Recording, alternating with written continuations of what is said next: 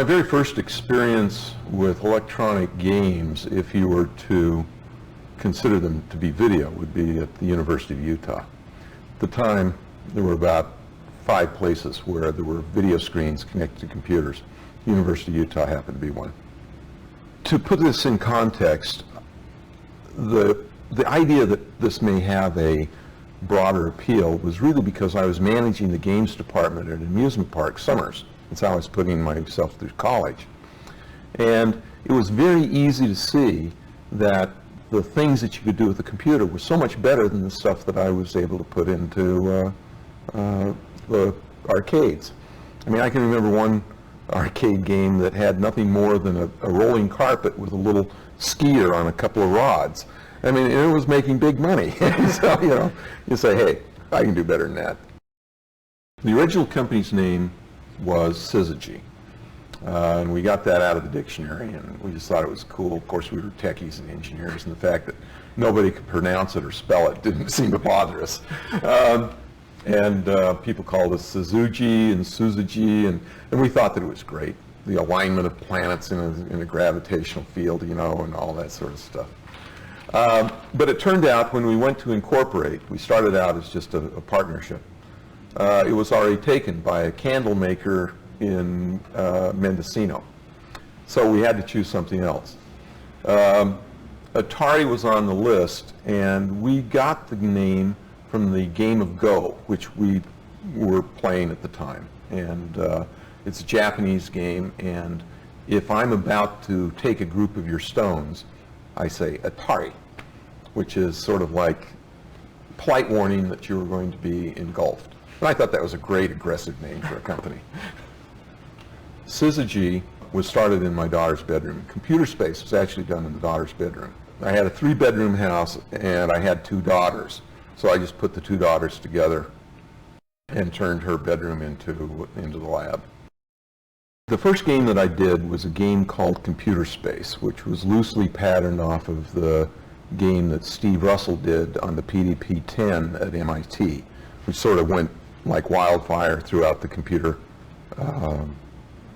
environment from 69 through 70. It was a flying saucer and a rocket ship, and you'd fly around and you'd use Newton's first law, and you know, it was cool, and all my friends loved it, and all my friends were engineers. People ask me, did you ever think it was going to get this big? And it was difficult to quantify what big was in those days. Yeah, you were doing millions of dollars in sales and that sort of stuff, but in reality you didn't have a frame of reference.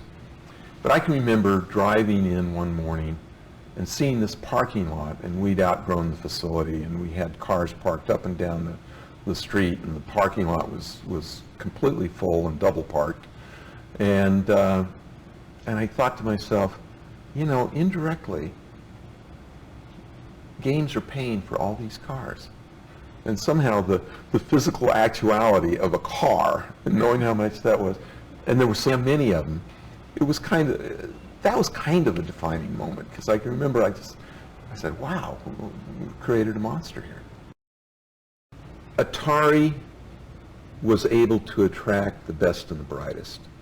And you'd get in a room with some of these guys, and the synapses were, there was almost electricity in the air. And it was such an exciting thing to go after the best and the brightest and be able to bring them in. Because this was at a time in Silicon Valley where everybody was going to the bare cubicle and that sort of thing. We put in offices and hot tubs and various things.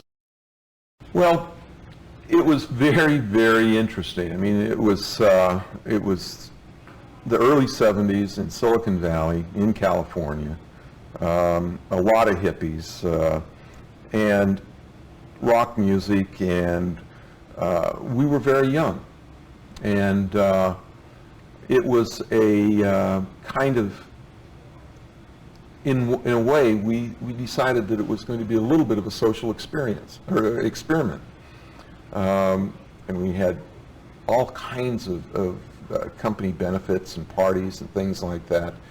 I remember that when we went to get health insurance, that the health insurance guys had never seen a demographic that was so young.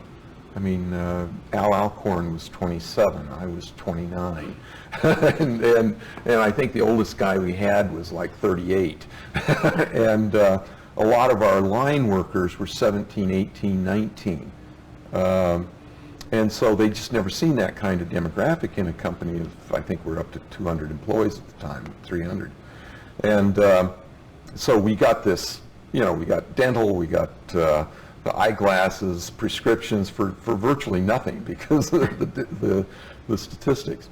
But they made one mistake. They put in orthodontia. And so many of the girls on the line were young enough, they said, I've always wanted to get my teeth straightened. And so I looked out one day and the whole line was sporting new braces. Atari grew without venture capital. We didn't have a penny of venture capital until we were about 40 million in sales. And so as a result, we were constantly out of money because we were, you know, collecting money and paying. And I literally sweat every payroll because, you know, you'd say, do we have enough money in the bank for payroll? The answer was no. Who can I call up to collect some bills? You know, and it was just a fight and a push and a fight and a push. And I actually think that I wouldn't have sold Atari if I'd have just taken a vacation. But I was tired. You know, it was a fight, it was a struggle, and all of a sudden somebody comes along and offers you more money than you ever thought you were going to be worth, and you say, why not?